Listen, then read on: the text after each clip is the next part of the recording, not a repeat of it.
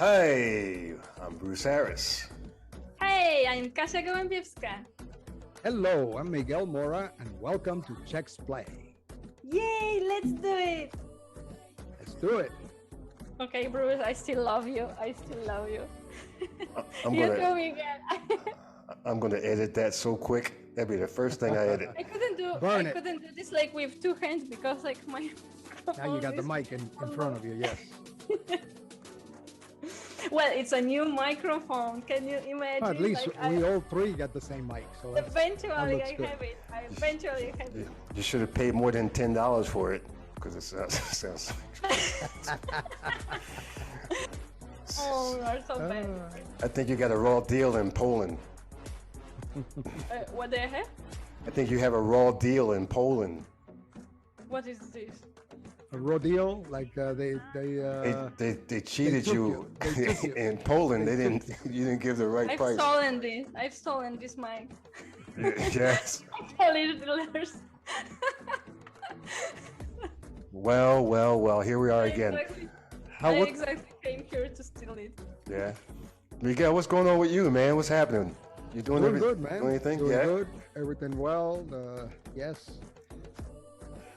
So how'd that project go? You just got back and everything? How's it going? How did it look? Yes. I arrived last night. Everything went very well. Mm-hmm. So we're still pushing out Looking there. good, yeah. Looking good. Good. Yeah, we sent the crew went out there last week, and they came back and they said it looks pretty good to get the the tent project and everything. But we're pretty excited about that. We'll be able to talk about it hopefully in a couple of weeks. Soon. Yes. You know how those NDAs go, those non-disclosures and everything. You can't talk about that. So yep. Not at all. Like anything. No, because you're bound by the secrecy of the project, and they don't want anything to get out there until it's released. Until everything is released, you have to keep it. You have to keep it confidential. Yeah, it's competitive reasons and stuff. They're still going through negotiations with the governments and stuff. Hey, but anyway, what I really wanted to say was I'm excited about Joe coming on because we advertised that he was coming on. Maybe last week or the beginning of this week, and so many people have been responding like, "Oh, Joe Giamo, I can't wait to talk to Gentleman Joe," and and last time I spoke to Joe, and remember he took me here, and all these different kind of text messages. And Joe doesn't do interviews with anybody. This is special, Kasia. Yep. They've all been special. This is a different kind of special for me. This was the person that, in my eyes, where I was and where I am now in my career is because of him. Yeah, well, like all our guests are special, right? But like in case of Joe, like I know like it's a close person and very important person for you, like personally also, not only professionally, but personally. And I'm also, because of this, I am also excited to meet him because you told me so many good things about him, and I'm very, it's touchy. I mean, for me also to meet him. Yeah. Well, Right. I had the opportunity of working with Joe back in 1990 at the Taj Mahal when we opened, and that's when we met. That even though we were in Atlantic City for some time, both of us, but we have never met each other. And it was great working with him. I used to report directly to him. He was the casino manager, and it was great. I mean, the guy was easygoing. He had a lot of knowledge. He shared the knowledge. If you needed something, all you had to do was call him. He was always ready and available to help out. And I'm going to touch on a couple of things, a couple of stories that he might not remember. We're going to bring him out, and when he searches in his head, he'll find out and he'll remember those couple of things that I'm going to bring out to him today. Yeah, but he's here. He's waiting to come on. This is Joe Giamo. Let's bring him on. Yeah, let's just say real quickly who Joe is in his career. But early in the years of the casino business in New Jersey, and he rose, and he's going to talk about it, but he rose through the ranks and went through different properties and directors, vice president, casino manager, and then he got an opportunity to work with Howard Dreitzer, who was the COO, and he went and had a career of opening new properties, and that was pretty much his niche, and putting teams together. So this is Joe Giamo, and he's coming in with us to talk with us today. And so many people are excited to hear Joe and see Joe. And here is Joe Giamo. Yay, yay, yay, yay, yay. Do your clap. Go ahead. Hercules, Hello. Hercules, Hercules. You know what Hercules? You never saw the movie. Hercules. No, she never saw the movie. Probably. Go like this. Hercules. Hercules. Kasha, Hercules. Hercules. Hercules. We can do the, Can you hear me? Can you Yes, guys hear Joe. me? Yes. Hey, Joe. We can't see you. We can hear You you. can hear me. So how do you see me? Let's see. How about now? There you go. There you Now go. you can see me. Hey. Absolutely. Welcome, Hey. Joe. Thank you. Thank you. What a great pleasure to have you here with us today. Well, thank you guys. I was looking forward to this. I thought this would be a fun thing to do. So It will Definitely. Okay. Definitely. Very, very Joe. nice to meet you. Joe, I was talking so much before you got here. Now you're here, like I got all nervous now. I don't know what to say. Shut down. you got nervous? Yeah. I can't believe we worked together so smoothly, you and I. I mean, everything we did easily. I mean, I loved working with you. I loved teaching you stuff. And we did a lot of that stuff, and got you ready. I like doing things like that. So anyway. I know. I told him, but I told on you, Joe. I said the last time we were together and you hadn't let me live this down. Can you think about it for a minute? The last time we saw each other was in Las Vegas, and you asked me a question about earthquakes. And where did that conversation go? I asked you a question about earthquakes? About Haiti. About who? Haiti. Haiti. Oh, Haiti. Right. And No, what it was, you said, oh, they have a lot of earthquakes there. I said, no, Haiti's a million miles away. And what did I do? I looked at. You looked it up right away. Theo looked at. I think Theo was there too. Yeah. Everybody looked it up and said it's about 20 miles. Okay, it's really close. Yeah, I remember that. I do remember. You didn't let me leave it down. Now I'm sweating. No. Good. Well, when I get a hold of something like that, I don't let go. So you don't let go. No. And the thing about it, since then, again, you taught me something. You're always teaching me. And now I know how far it is. I know what tectonic place the country sits over top of. It's island of Hispaniola, and it's shared by the Dominican Republic and Haiti, and it's 573 kilometers away from Punta Cana, which is 350 miles. I can go on and on and on.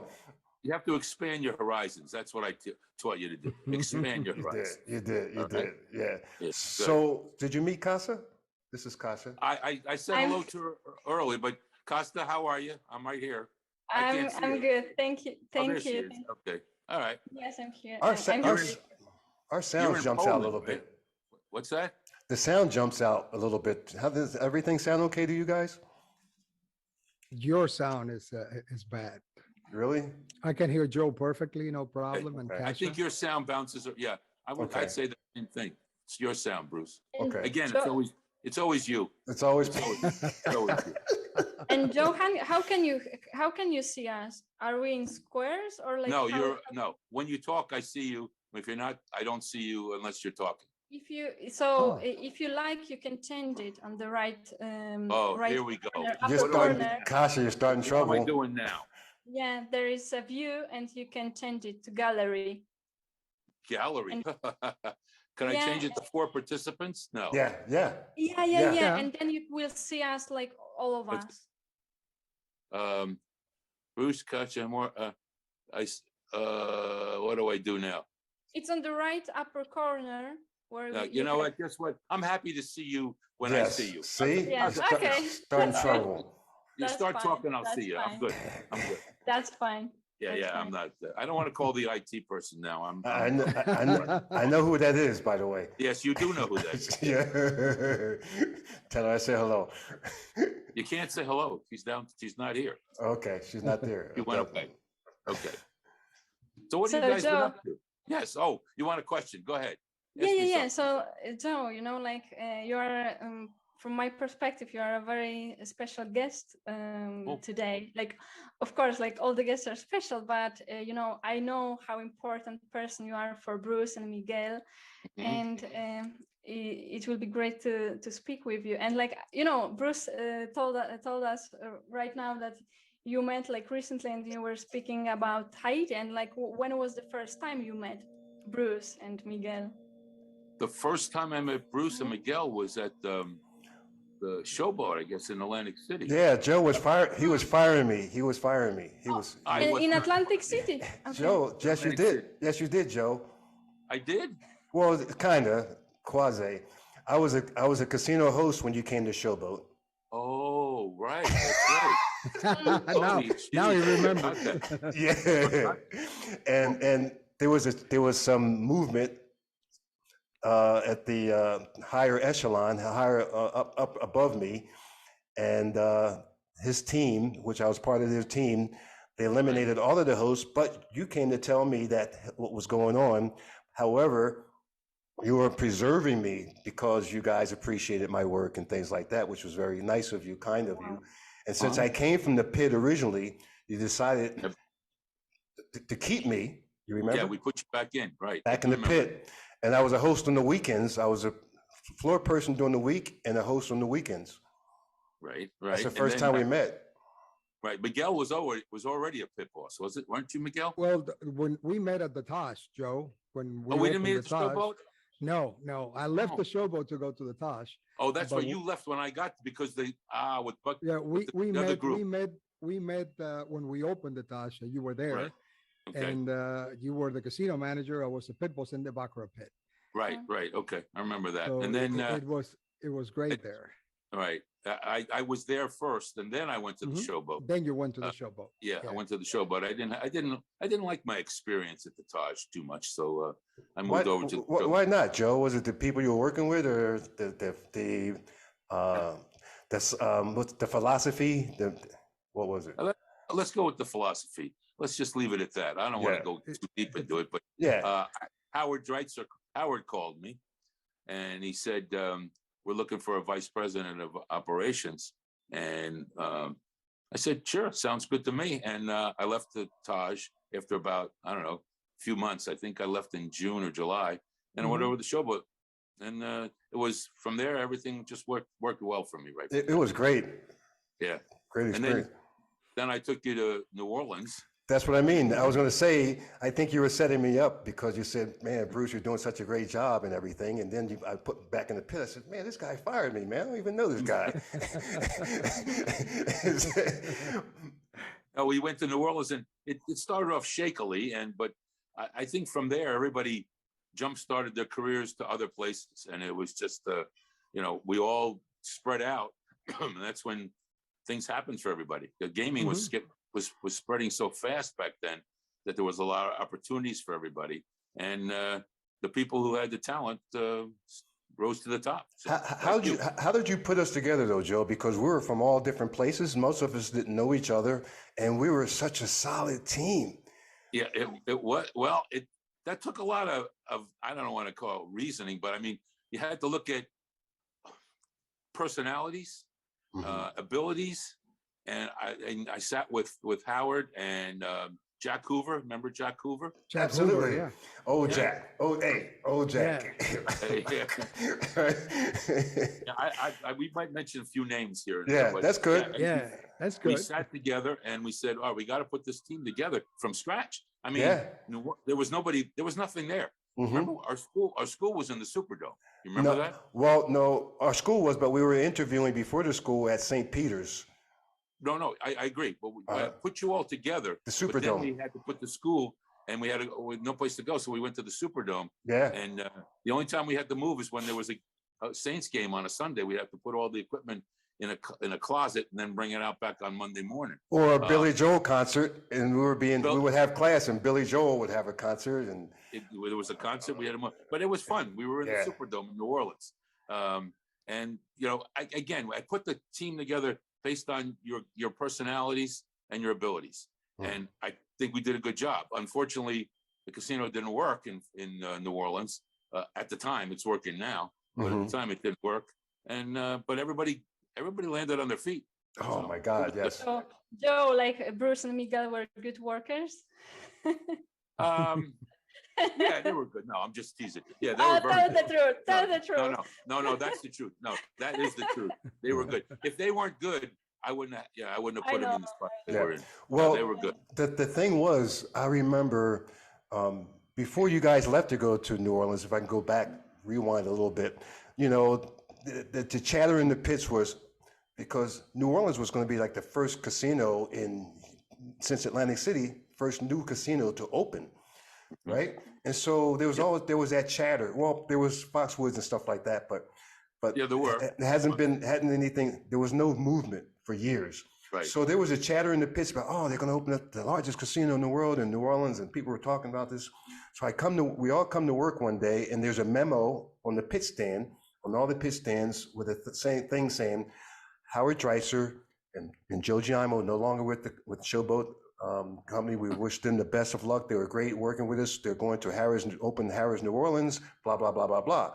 And people were talking, oh, wow, that's great. That's great. Now I don't know, I was sitting box or whatever. So I go home. That evening, do you remember Mascio? No, not Mascio. He was the other shift manager. I took him out sailing. Anyway, we went sailing, and I came home, and Jimmy Willard, Hank McCullough. Not Jimmy Willard. It was who made the rating system. He was really good with it. Gary Massey. Gary Massey.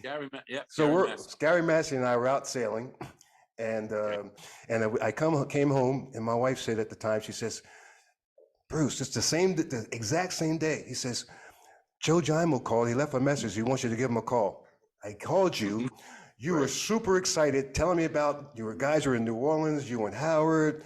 It's a great place. I love jazz, and it's the jazz place, and this and that. And they have a great moving package. You're not going to believe this moving package. Hey, here, talk to Howard. Howard gets on the phone, and he's talking to me about jazz and New Orleans and da-da-da. When do you go back to work? Okay, there's going to be a plane ticket at the airport. Come on down. And I remember we moved fast back. We were moving fast. We did. Mm-hmm. I had never done anything like that before. Anything. Were you happy you did it?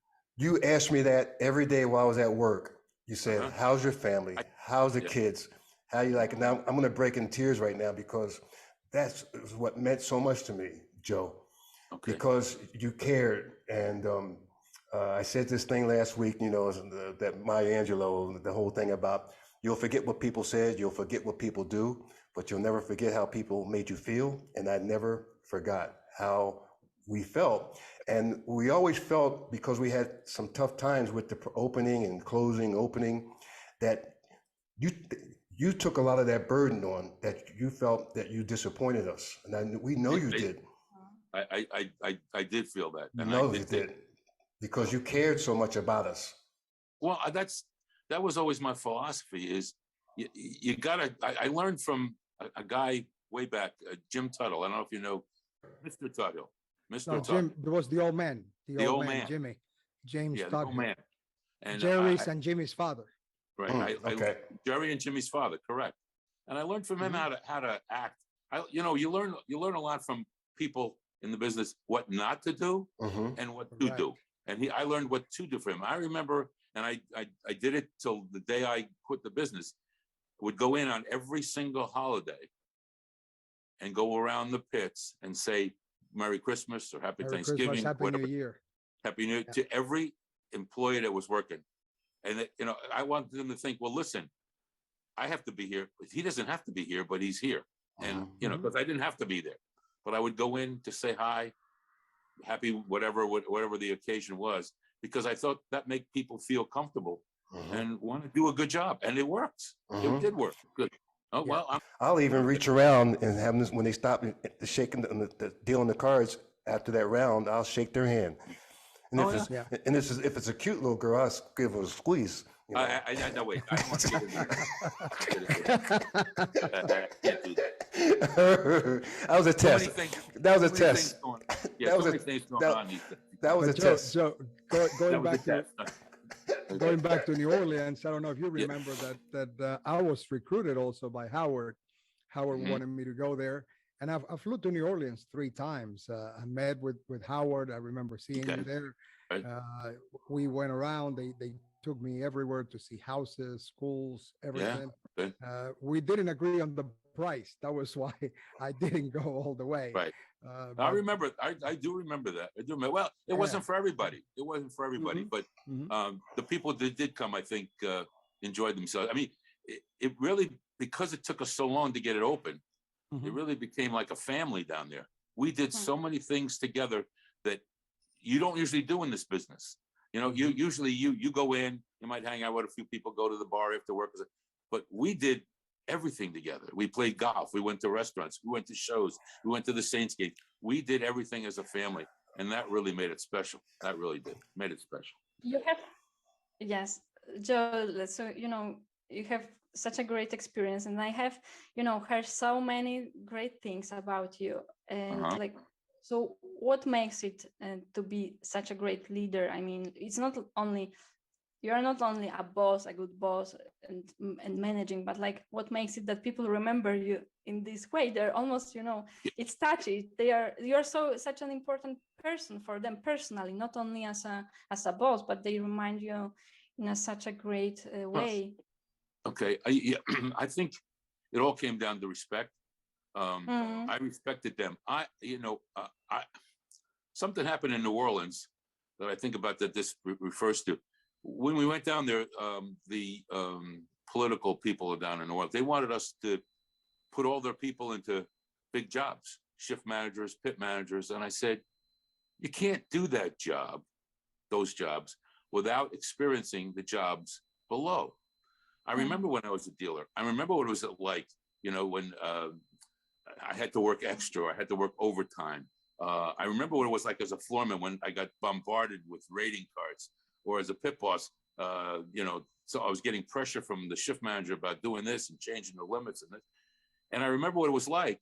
And so I could identify with all those jobs, and I respected them, and I understood what they were talking about, and they could talk to me about it, and we would fix things out. So I think that was the main thing that made me, my reputation as being a good guy, I guess you want to say.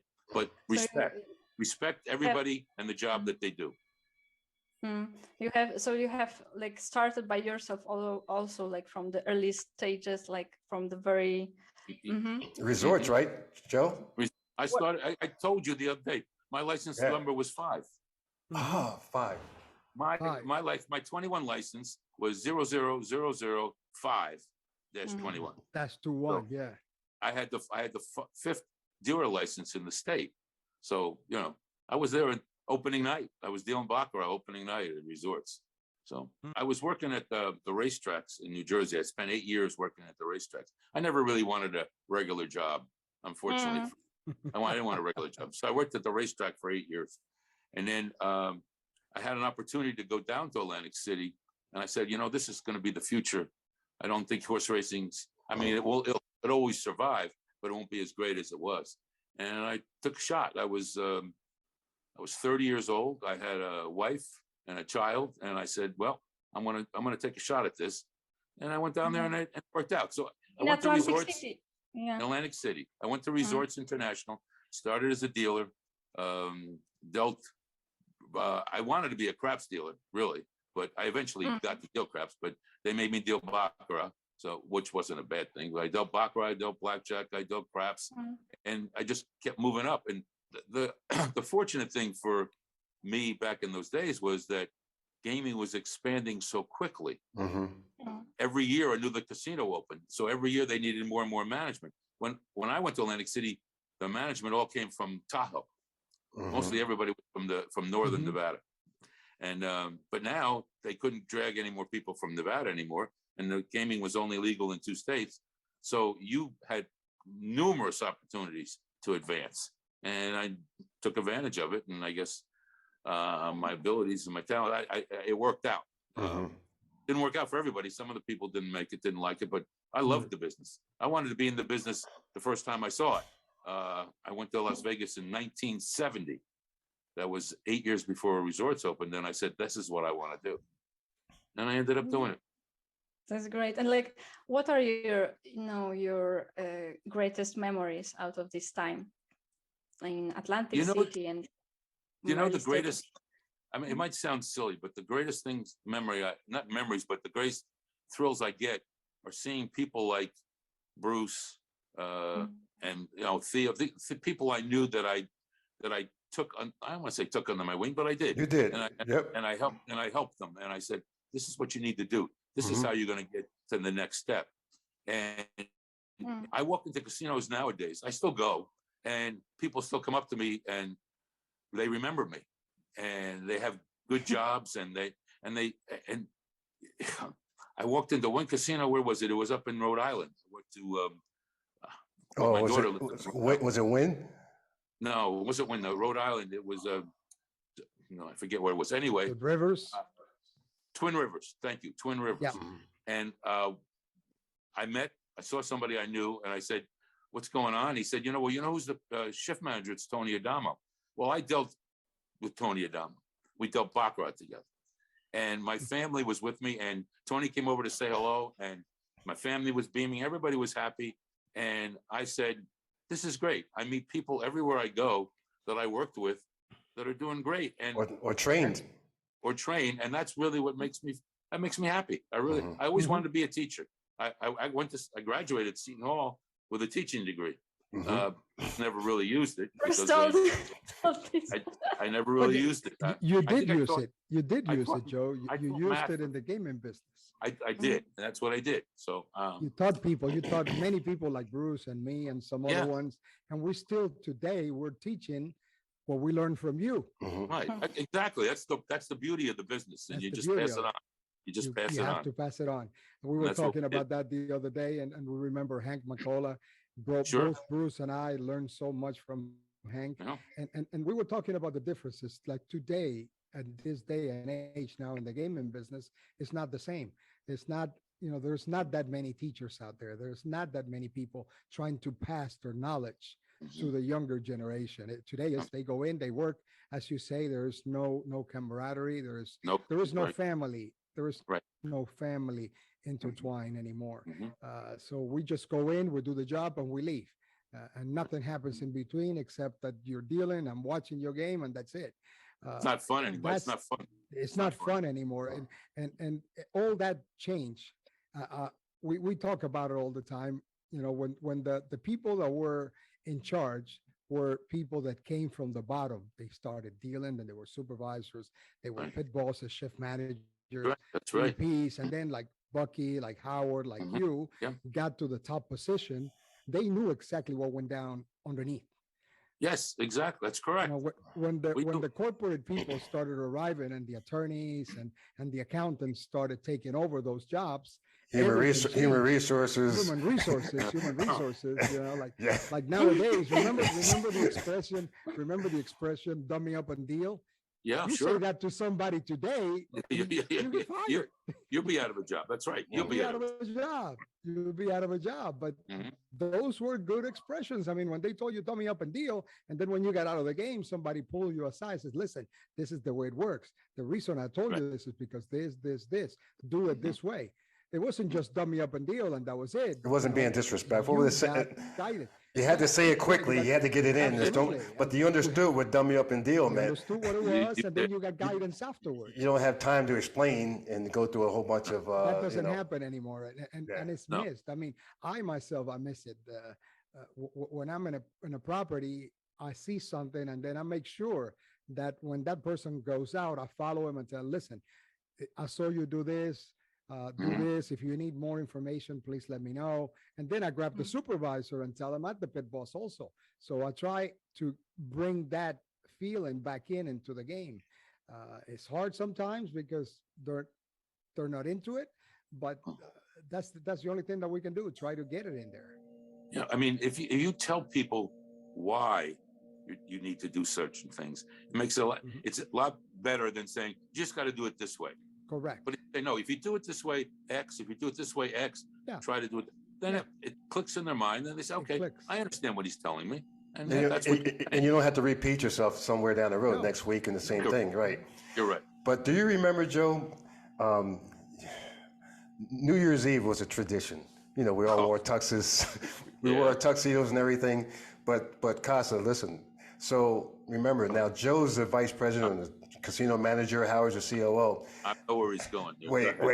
So New Year's Eve. Let's say New Year's Eve is going to be on Thursday. This will be interesting. New Year's Eve is Thursday night, going into Friday morning, whatever, midnight.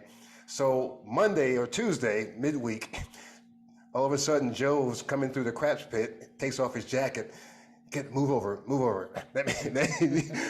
He jumps in on the base, is where the area where the dealer stands, and he's jumping in. Of course, it's only two players. Of course, with a $5 bet. And so they're practicing because they haven't dealt in so long. Because on New Year's Eve, their tradition was they'll go down as a team. The managers, they'll tap out a whole crew and deal on the game of their choosing. So all week they were practiced. Maybe Monday they'll get a $5 table where there's 2 players. Maybe Tuesday night there's a couple more players.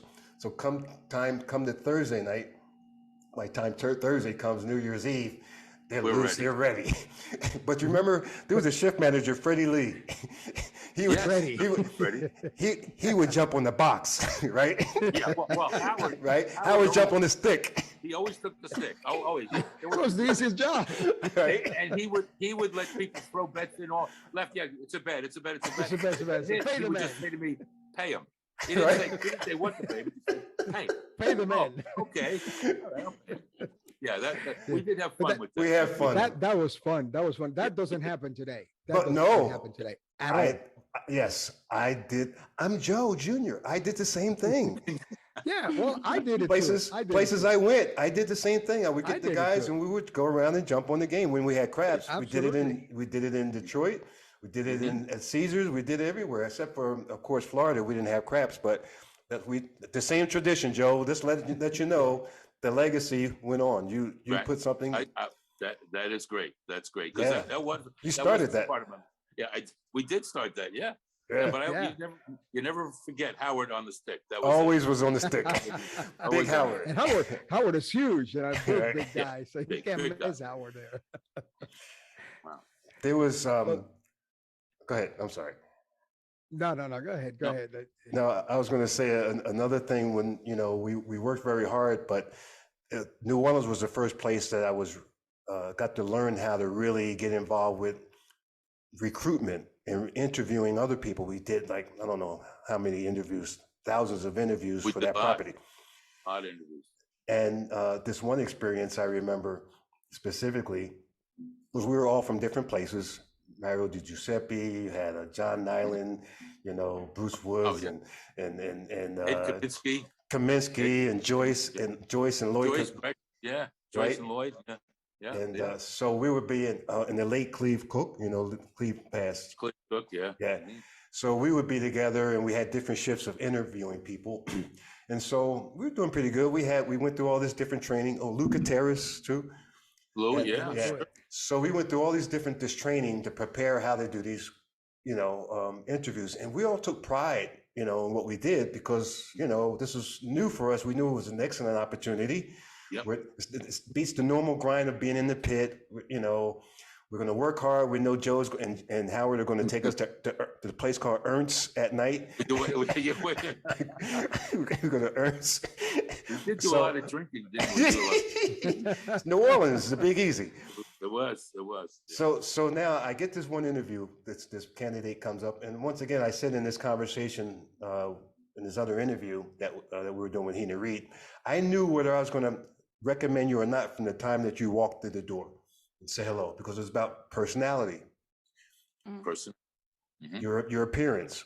So this kid comes in with his shaggy hair and everything. I think he puts his foot up on my desk, whatever, and said, Really? His name was, I won't say the name because it's going to come back a minute. So he was, you know who this is? Oh, we know who this is? Yeah, you do. And, okay. and so he says, I'm asking these questions, he's open-ended questions, and he says, No, not really. Whatever answer I ask, he's supposed to answer with how or why or when.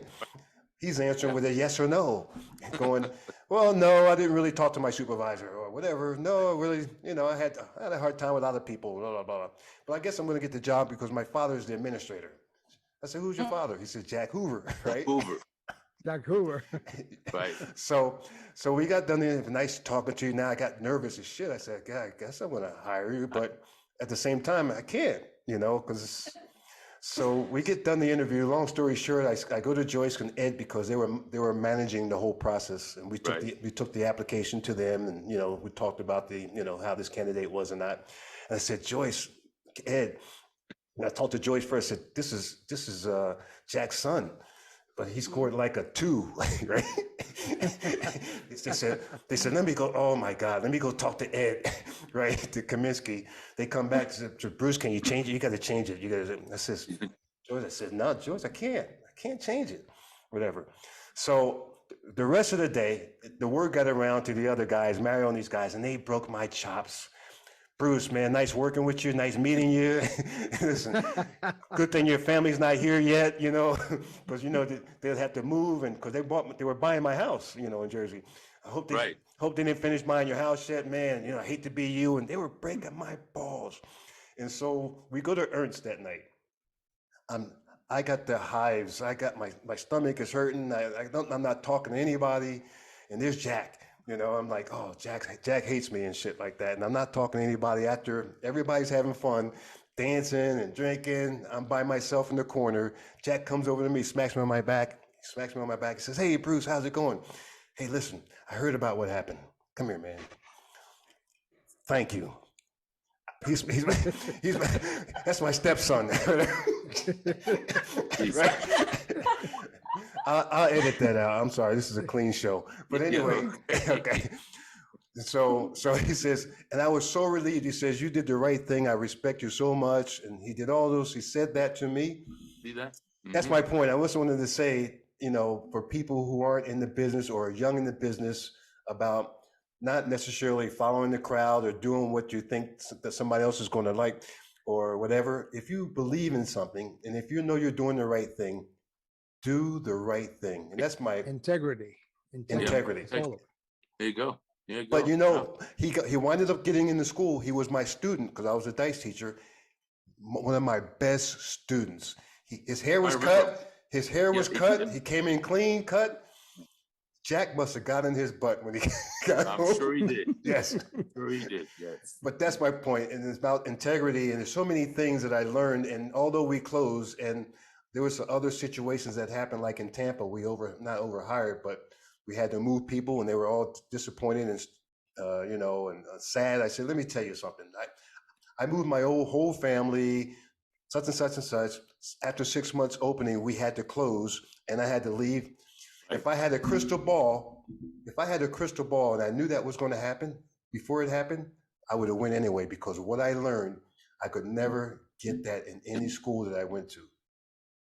I'm glad you said that, because we tried to teach everybody, and you were one of the stars. I shouldn't really say that, but you were. No, it's going to go to his head now. If you tell him, it's not going to. Edit that out. Edit that out. Don't let See?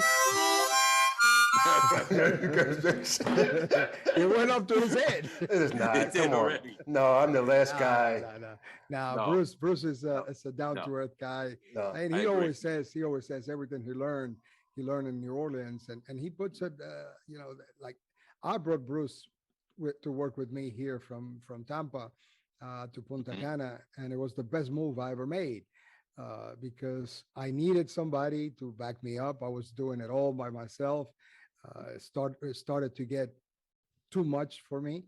And once I brought Bruce in, and he started changing things around and taking over the personnel and making sure everybody was trained properly, bringing training tools, new equipment, it was so easy for me to run the place that I was doing almost nothing except my executive things that I had to duties, do, right? Make sure executive duties, make sure finance and the customer and the player development and all the things that I had to do on top. Without him, I wouldn't have been able to do it. It was Joe. It was Joe. You had Joe there. Yeah. Well, it's nice. It's good to have compliments like that. I appreciate it, but it's what we tried to do. It's what I tried to do. And it worked, Bruce. It worked. Yeah, So. there's a bunch of people that wanted to say hello to you, like Frankie D'Angelo. He sent the message through LinkedIn and knew you were coming. Hina Reed. Wow. Yeah. Jeff Bravo. Actually, Hina said to ask you about a certain story, but I'm not going to answer that. Don't ask me, whatever it is. I don't know. Jeff Bravo, he was one of our fast trackers in New Orleans. Remember we had the fast track program?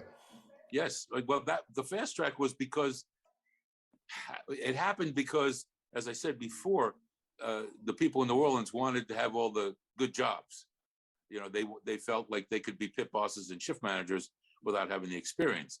So we came up with the fast track program to get them into those jobs, but they had to prove themselves. They had to prove themselves. So they dealt for a little bit, they floored for a little bit, so that we could move up. We felt a little more comfortable giving them a bigger job, not the big jobs, but making them pit bosses and stuff. Dual rates. Dual rate. That's what we did. Yeah.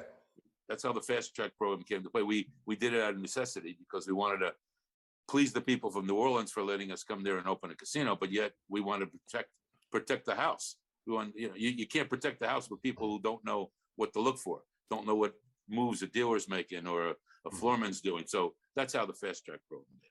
I think it was a good thing too. It was a great selling point for any newer jurisdictions that we're going to be proposing. This is what we did in New Orleans, and it worked. Right. Right. Yeah, because it's not. You could be a vice president of a company or a manager and say, well, I'll just do it over there. I'll do it in the casino. From Walmart. Yeah. You from Walmart. You can't come over and be a pit boss because you ran a Walmart shift. It doesn't work that way. No. You got to know what's going on. You have to understand the mechanics of all the games. So that's what we did. That's when we went to Detroit and opened up GMGM, because Lou Gutierrez was with us. He was the administrator. Yeah. Well, we took that program. We took that idea. Oh, you did? Okay. We called it Acceleration 2000 because we were opening in 99 or 98. But we knew 2000 was coming, so we called it Acceleration 2000. We monikered it that way, the exact same way, because we were kind of mandated by the legislature to hire like a 80%, 85% local residency and so forth. But we exceeded that number, of course, and then we took our best and brightest students, also the ones with the highest enthusiasm, presentation. So exactly, like in this process, I mean, like I can imagine that there are a lot of people that want to first work in the casino industry, but another thing is, to go higher in their positions, to be managers, to be directors of the casino. Like, what is important in this? Like, how you can prepare, and Joe, how did you prepare for your role? Did you prepare yourself? Or like, what was the we had to. We just like Bruce said, you had to pick the right people that you can teach anybody to be a dealer. You can teach anybody. Eventually they'll pick it up, but you cannot teach attitude and personality. Okay. And what personality are you searching? Like, who is the right person? What is the right attitude? Well, the right attitude is willing to learn, wanting to learn, how can I say, and having the ability to do the things that we want you to do. I mean, but the personality and the attitude are the top two things. I can teach you how to be a craps dealer, even though you don't even know what a pair of dice is. But I can't teach you how to behave. You have to have that in yourself. I can't teach you that. Right, Bruce? Yes. You got to come with that. For the managers' roles? And for the managers' roles? For the managers' roles, of course, you take people who know what they're doing, but they have to be respectful. They can't be. I don't want to use the wrong words here. You have a clean shoulder, right? Condescending. Okay, they can't be condescending. They have to be willing to work with people, and they have to be willing to train people to do the job that they have just come from. So those are the characteristics that I look for, and I did look for. Is it important that managers start from the early stages? I mean, that they start as dealer and then go higher, or like? Absolutely. you can't It's crucial. understand. You can't understand what's going through a dealer's mind when he's got a customer blowing smoke in his face and a girl and a woman on the end cursing him out. You can't understand what that's like if you haven't done it. Okay, you could say, "Don't worry about that, Tommy. You can handle it." Well, no, I was there. I know what it's like. Okay, and I'm not going to let that happen. But you have to be able to experience it to be able to handle it. That's my opinion. You guys, what do you got? You guys agree with that or not? Absolutely. It is the attitude and being humble and willing to learn is the main part of this business. Once you start in this business, as you say, anybody can deal. We can teach anybody to grab the chips and pay off a bet. That's basic, and anybody can do it. Now, having the ability to deal with the customer, no matter whether it's a good customer or a bad customer that brutalizes everybody in front of him, that's the important part. If you can get to do that, if you can swing the attitude of the customer and win them over, like I've done it many times. We had guys when I was dealing baccarat at the Golden Nugget that they would brutalize people and everybody hated them. I remember dealing to Cy Olter. Everybody hated Cy. And Cy with me, the first time he tried to throw chips at me, I put my fist up. I said, and the guy went, whoa, he got scared. I said, well, if we're going to fight, I got to get ready for you. And after that, we were best friends. Yeah. I became good friends with Bruce Whitty. I mean, oh my God. Everybody hated. Bruce Whitty and I were on first name basis, and we would talk boxing, we would talk everything. The ability to flip that guy from being a destroyer turn him into a kitten, that's what makes you good. I think there was more of that in the old days, back in the 70s, the 80s, of those kind of players. But I think because of I guess you could say because of HR, we had to put stop to some of these things that they were doing. Yes. They thought they could run the joint, and I wasn't in management yet then, but when they let them do it, and because they were looking for the money, and the competition in Atlantic City was so tough that they, if we don't let this guy do this, he's going to go somewhere else. Well, not anymore. Now you play by the rules, so you don't play. That's the way I look at it. So, but, we had a situation like that here. We had a customer, a monster customer, millions of dollars. He would pay right away. Excuse me. As soon as he lost, he would pay. Give him his discount, and he would pay you. And the guy would come to us, and we would deal to him. He broke the door of one of the rooms. He would break the chairs. He would break everything. And to us, he was one of the best customers we had. And no, he was thrown out of every Miguel. On the island, they shut the whole island down until he left. That was in Bahamas. In Bahamas, they shut down the casino and made him leave. Yeah, really? With us, in the Bahamas. But with us, that never happened. And we beat this guy out of millions of dollars. And they used to call Bruce, how can you deal to this guy? This is Bruce. And Bruce explained it to them. Listen to what we did. Bruce and I, we came up with the idea that we told all the dealers that would deal to this guy, dealers, supervisors, everybody who dealt with this man. If he won, he would tip the hell out of him because he was a good tipper. Okay. But if he lost, I will give everybody that dealt with this guy during his visit, $100. Okay. Now, Dominican Republic. That's a lot of money. Oh, you should do that. Yeah. Okay. Everybody wanted to deal to this guy because they had $100 It's $100. Yeah, it's $100. They get 100. Yeah, right. Okay. And the guy came in. He brutalized everybody. He never assaulted anybody, but he would pick up a chair and slam it on the floor. He would break chips, holding them with two fingers. Pow! He would say things. He would say things to him, but he was a big guy. He would say things to him, but they didn't understand English too well, so they didn't understand anything. So, but who was a boxer with? He was with Larry Holmes. Jerry Cooney, right? So Jerry's in the. So he's really happy. Jerry's there, and this guy's big, and Jerry Cooney's big. Jerry's in this private room with him, and he's hey, don't go anywhere. I love you. Hey, Jerry Cooney, let's take a picture, and he's having a good time. And so Jerry's smiling, and he's having a good. Hey, Jerry, you okay back there? Yeah, fine. After about 40 minutes, Jerry came out. We said, "What's going on, Jerry?" He says, "Well, he lost a bunch of hands. He broke the chair and looked at me and says, 'I think you better leave.'" so Jerry was scared. But Jerry, he was scared. Jerry's was scared. Yeah. So how do you think a little dealer feels when that's happening? Yeah. Anyway, you're right. Going back to that with HR, I mean, we all agree that we have to be sensitive to the employees. Absolutely. And all Times that. have changed. But times have changed. But in my mind, this is a business. This is a business still, and we have to look at both ends. I get paid by the corporation to make this business profitable, and if we start just throwing people out because we don't like them or we don't like something that they said, it's in my mind, it's not good. It's not good business sense.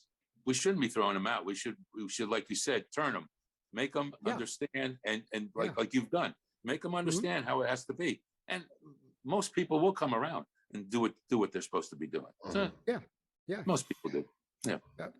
I know. Okay. I was thinking, Joe, another lesson. Two. I'm going to say these two things. I got to say it before we cut out of here. But one big lesson I did learn for others too, if they want to think that relates to their careers or not.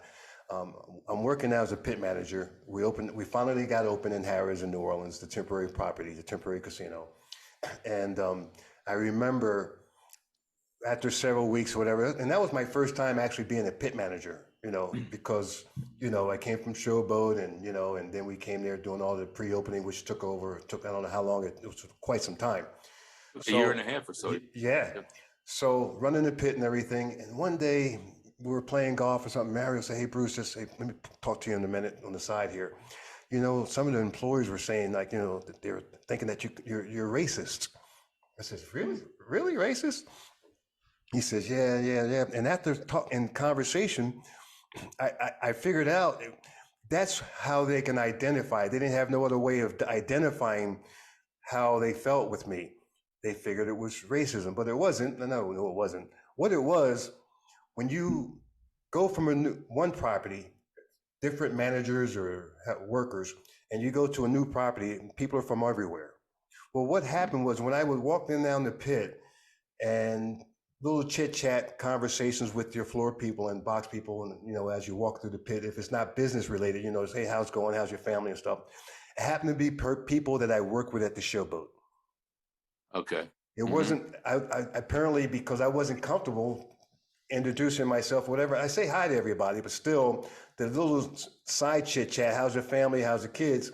And they happen to be working. They happen to be other black people, other African American, maybe, or something. Okay, just coincidentally, because it was by association, because I knew them, worked with them before, and so anyone else, that's how they could frame it. They framed it as racist, but it wasn't that. But it was only because I knew them, and they happened to be black.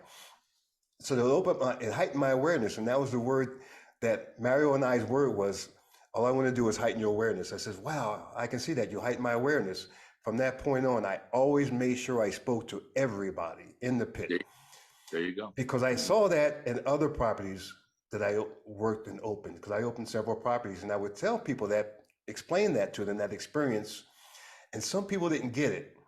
There were other managers that I couldn't know, you don't know what you're talking about. And it happened to them. It wasn't racism, it was favoritism. Because they weren't black, they happened to be, white person, Caucasian, and the other people that they worked with at whatever property that they worked with, the shift manager he knew the pit manager was from the same property that they worked at before, the supervisors, or maybe the dealers, but you had 80% of the other people that didn't work with them before, but they commonly spoke to the people more that they knew. They would give the pet jobs to people that they knew that they worked with before. So this became a feeling of it was a terrible feeling, because it got to those the employee surveys they took, the favoritism. Oh, okay, yeah, sure. It was because of that. So what I'm basically saying is, make sure, and there's new properties that are opening right now. I think there's one in California opening up soon. So if anyone's listening, if they're listening to this, make sure if you're a manager, supervisor, shift manager, speak to everybody. Build relationships with everybody. And you did that because we're all from different places, Joe. Yeah, I know. That's what I try to do. Yep. Yeah. Joe, would you give any other advice for people who are preparing themselves for a manager role? For management role? Well, let's see. We covered a lot of ground. I mean, the biggest thing to me, I keep repeating it, is respect. You need to respect. Everyone. And as Bruce is just alluding to now, you need to respect everyone. You cannot be favoritism. You cannot just talk to these people or talk to these people or only go to the dice pit. You have to be respectful of every single person. And if you do that, you will get ahead in this business. I guarantee it. Yep. You're smart enough, right? Yeah, If you're I would add to that, Joe. This for sure. What's that? I would add to that. Be human also. I was telling Bruce and Kasha a couple of days ago a story about you because we have never met before, and I met you at the Taj, and we were doing the training. We would do the training at a night. We all would go out. We used to go to the Key Club or different bars. And I remember a night that I'm at the Key Club. We're all having fun. I'm having a drink, and there was this kid that was his first pit job. He was a dual rate. He was a floor pit.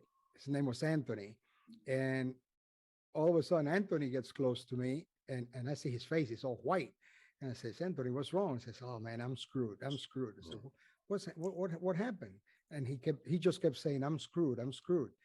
And finally, I shook him up and says, "Well, what the hell is going on? Tell me what's going on." He digs into his right pocket in his suit and pulls out a set of keys. Oh. They were the pit keys. Do you remember that, Joe? Yes. You remember that? Keys. And I said, wait a minute. Let's think this through. It says, they're going to fire me. I'm done. It says, because that's a big violation. That was a big violation. It is a violation. That was a fireable offense. And I said, wait a minute. I pulled my cell phone out and I dialed your phone number.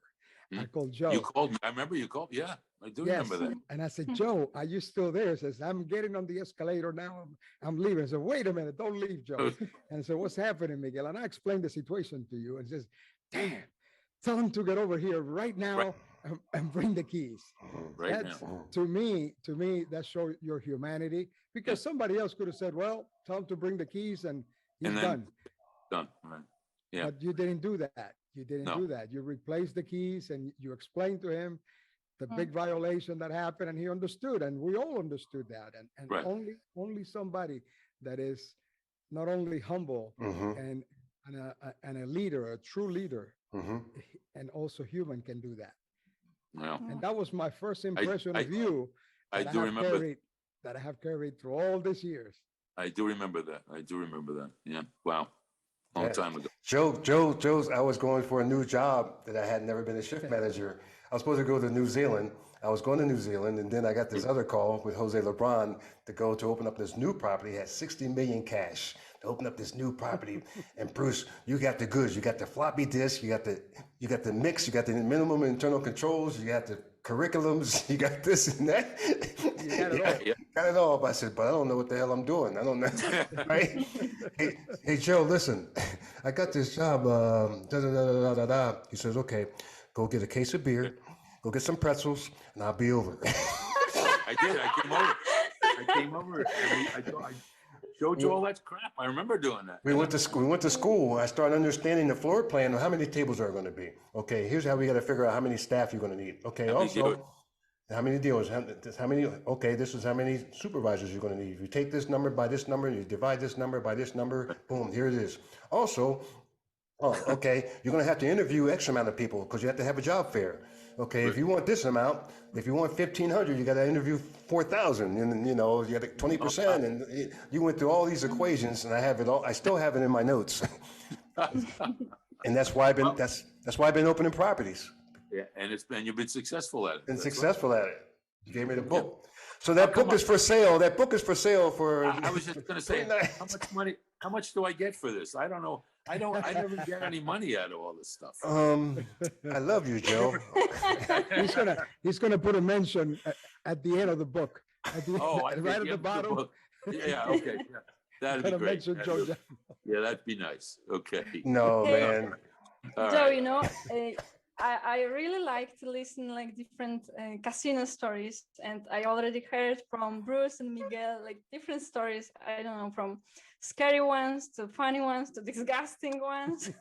Also, Disgusting ones, not disgusting. They were talking about people doing their business on the tables in red resorts. We told her about. every business there's They did, yeah. they They have did. such a variety of yeah. stories, but casino industry has certain types. Like, what is the story? You know, the crazy story that you had, like maybe with your with a customer or like happening in the casino.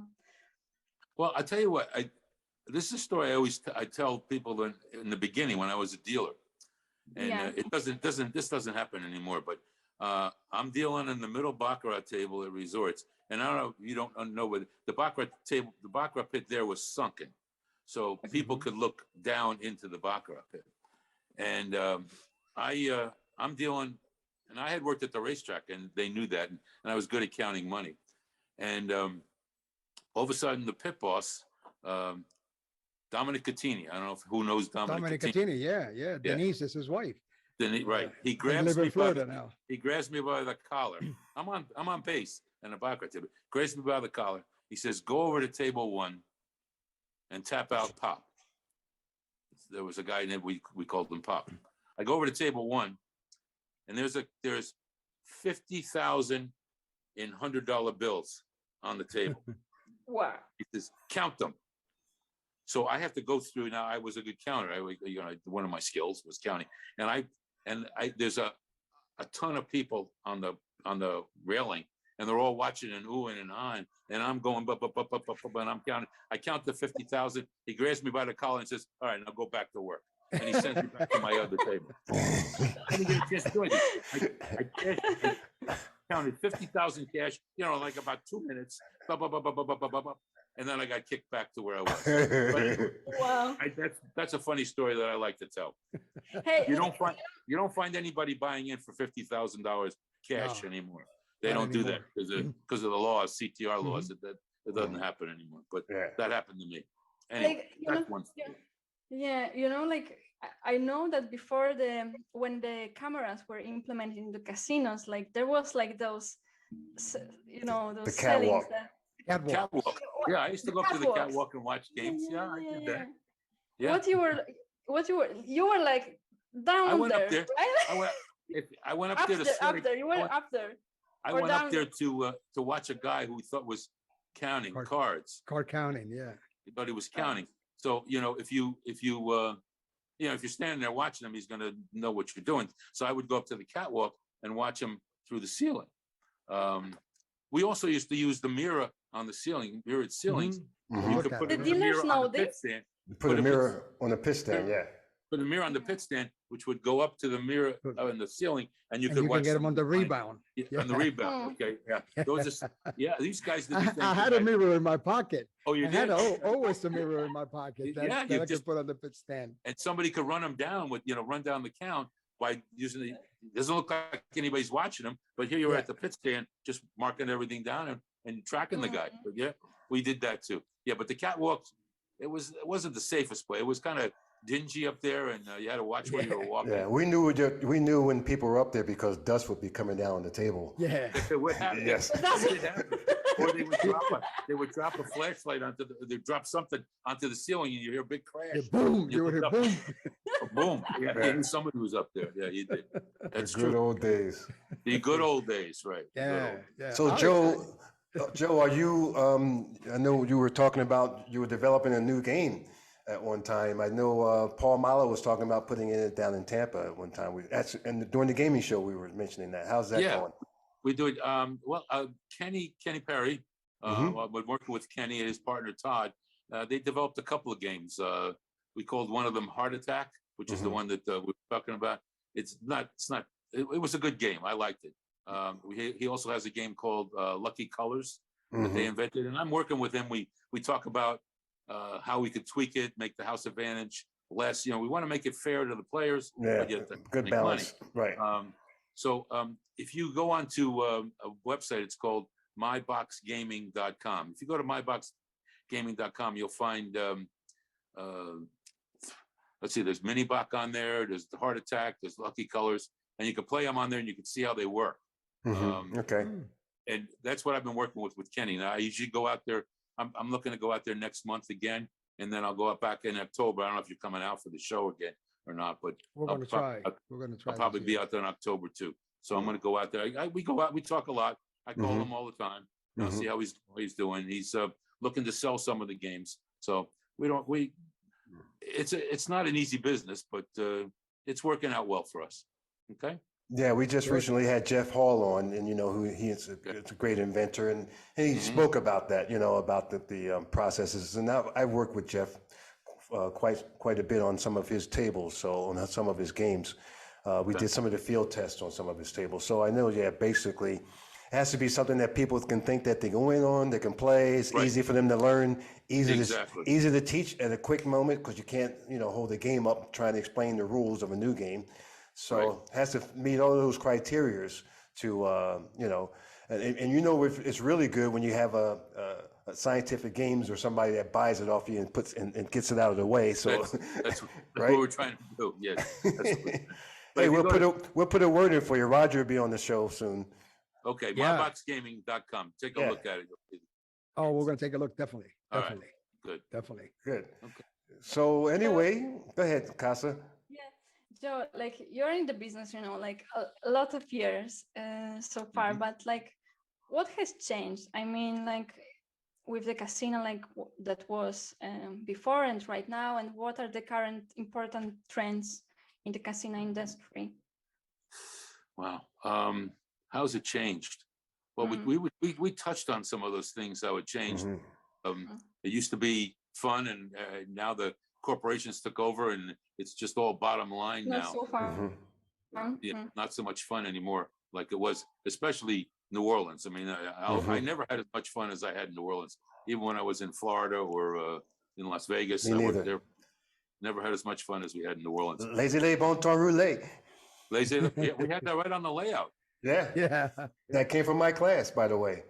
Oh, did it really? Yeah. Yeah, it came from my class. Yeah. And we didn't have a field; we had a bayou. We called bayou. Yeah.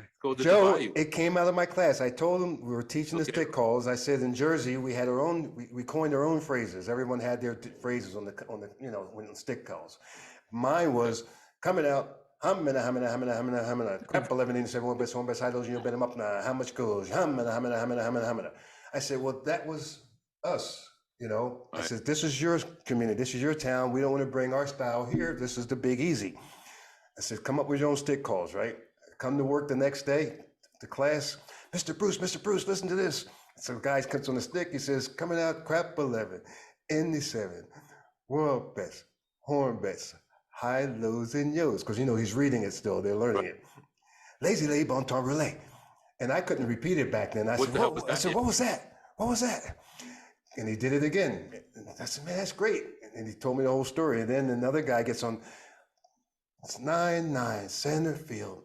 It's good in the bayou. What? Right. And then I'm going, wow. So I tell Mario, I told the other guys and everything, and told Jack. Next thing you know, Jack's going down the hallway and down in Canal Place. And the office is, lazy lay, bon temps roulé.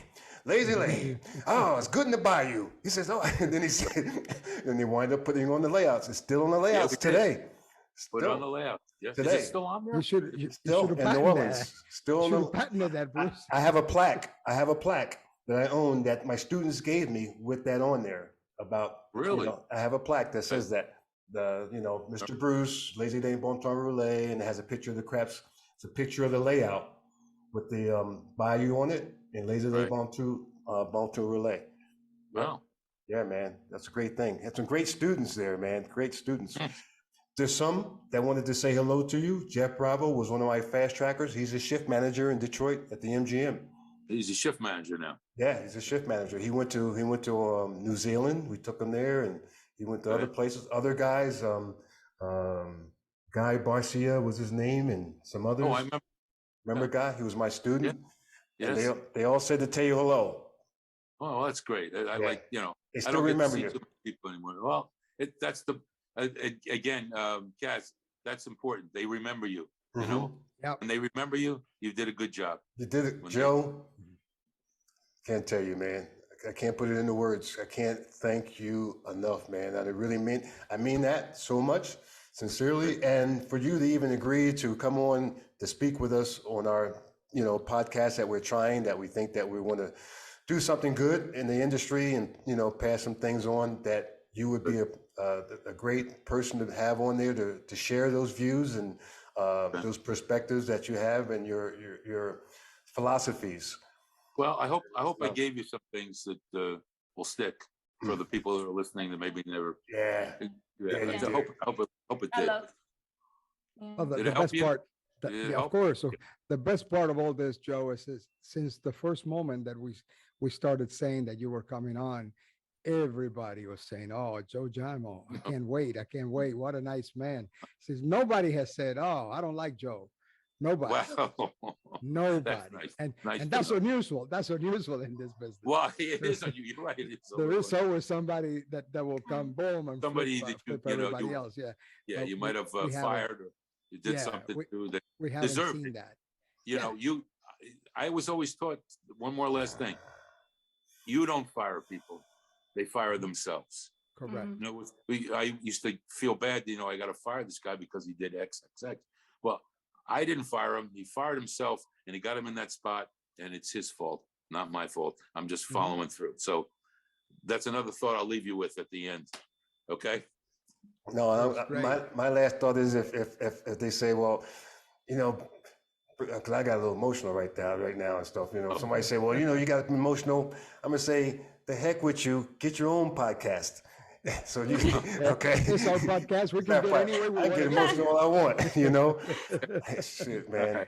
You're the greatest, man. So you were coming out to visit us at one time. I was going to come. Never made it. Well, there was a negative you news can still campaign. make it. There was a negative news campaign that happened here, unfortunately, for no reason at all. There was more people dying on the streets of Miami than they were in this whole country. But somebody came here not long ago. He says, "Hey, what about the news? Are people still dying here?" I said, "Yeah, somebody's dying right now." Every day. But it's Every not. day. But it's Like not on everywhere. it's not on the news. You guys aren't still in the casino there, are you? Still working in the casino? No, not since COVID. And we're retired. We're out here. We're doing our thing here. we got some couple other interesting projects going on. And one in South America that's opened a new project, and also the some outside of casino ventures with the consulting business, and it's going quite well. It's I couldn't be any other place. I tell you, it's just as great here. So it's I couldn't be any other place. I tell you, it's just as great here. Well, we'd love to see you here, Joe. All right. Sounds good. So we It got. was great to meet you. It was great to meet you. Nice to meet you too, dear. Nice to meet you very much. What is it again? You had some great questions too. You made me think a lot. Very good. Thank you. Yeah, very Joe, good. Joe, one more question. So Another can one. you- Just one. For the road. One for the road. Can you say now that Bruce and Miguel were your favorite workers? Oh, don't do that. I'm having a little trouble. With this. I can't hear you too well. What? No. You know what? I have never. I can hear you. I have never come up with a favorite. I never came up with a favorite, but I came up with people that I liked that I worked with. These are two guys that I really liked. I really worked with. I really liked them. But I can imagine. The feeling is mutual. I like to work with them too. Okay, they're good. They're good guys. All right. It was a great pleasure, Joe, having you here with us and reminiscing about the old days and seeing your perspective about what's going on in the gaming business today. Okay, good. So hopefully this won't be the last time that we'll meet again with this, and you could be some time around, come back around with us. That we're thinking about doing a roundtable at one point that we were going to pick some specific topics, and you will be perfect for that. Okay, let me know. I'm available. Okay. Great. Thanks. Thank you, guys. Thank you very much. Thank you, Joe. All right. Take care. Good to see you. What do I do? Have to hit the button now? How do I get out of here? What do I do now? Call the IT. Call IT. Call IT. Call IT. I'll call IT. You guys. Take care, Joe. All right, Take care. Bye. Great pleasure. All right, man. Thank you. Thanks, Bye. Joe. Okay, bye. Take care. See, Kasha, we told you he was a wonderful man. We didn't. Yes. We didn't overhype it there. It was all true. Joe's is a very, very good human being and a very knowledgeable person in the gaming business. There's not that many people out there with his knowledge and his insight of the gaming business and with his personality and the way he approaches business, people, and clients. It's he's a whole package in my mind. Yeah, definitely. Like I'm really amazed by his personality, and as I said before during the podcast, that well, it's not easy to. Okay, you can be a boss, but it's a different thing to be such a boss that people remember you in such a touchy way. Like you're important for them personally, not only as a boss to do your job well, but as a person. And he did this, like, and he's important for so many people. Yes, I would take it further. Anybody can be a boss. Yeah. Not that many people can be a leader. Exactly. He's a leader. Exactly. He's a leader. So a boss, anybody can be a boss. We know many bosses. We know many bosses in this business. Bruce and I know them. You know them in your business. Yes. But it's a big difference about being a boss and being a leader. A leader is the person that teaches you, brings you along, prepares you for the next step in the business. If I find you as a supervisor and I identify qualities within you to be a shift manager or a VP or something, it is my duty to start the development of you, the development of your abilities, to groom you and bring you up to those positions for as long as I'm there. And hopefully I will be there enough time to prepare you by when I leave, you will be in one of those positions. I used to tell people when I was working with them, it says my main goal here is when I leave, you will know more than when I came, and hopefully one of you will take my position. They don't have to bring somebody from outside. That's amazing. Yeah. And I think and Joe is exactly such a person. Also, he's a true leader. You can be assigned to be a boss, like assigned by somebody else to be a boss, but it's a different story to be a true leader. See, Bruce had Bruce was so lucky to have worked with Joe that long of a time. I only worked with Joe about 6 months, and still he made an impact on me. He made an impact on me about the type of person that he was, and by the things that he taught me. In those 6 months, I learned a lot from him. So when this thing rolled, and the first night that I finished the job, and I was sitting down with Joe. I remember sitting down with Joe, Jack Hoover, and I believe it was Mike also, on a table running down the pit. I had to do the numbers to turn it into them of what we did that night. And I turned the numbers. I have never seen numbers that big. And they asked me, "Are you sure? Is this right?" Says, and you're not. Hey, I was sure because I made sure that the numbers were good. Says, I'm positive the numbers are good. Says, well, that's all we need. Thank you. Great job. They all shook my hand, and I went. And the next day when I got there, I wanted to make sure that the numbers were right. So I found Jack and I said, "Hey, Jack, were the numbers right?" He says, "They were dead on, Miguel, dead on." He says, I'm the man. Good times. You learn that from people like them. They also now know how to appreciate the people, right? Yes. Like, For what they are doing, right? Yes. Guys, it's a great show, like you said. Can't wait for the next one. Remember, like, share, and subscribe. And if there's anything that you would like us to touch on, or a topic that you want to recommend, please drop us a line at info@chequesplay.com, and we'll be more than happy to try to accommodate you and bring that to you. Let's do it. Let's do it. Yes. Okay. Adios. Bye-bye. Bye. Till next week. Joe Giamo, former director, former vice president of casino operations, fourth guest of our fifth episode of the Cheques Play podcast. Joe has given many current and former casino industry executives their starting business, and it was such a unique experience to host him at our show. You can reach him out by visiting his website at myboxgaming.com. Please help us spread information about our great show and hit the like button, comment and share with your friends so more people can listen to us. We are available for you on YouTube, Spotify, Apple and Google Podcasts.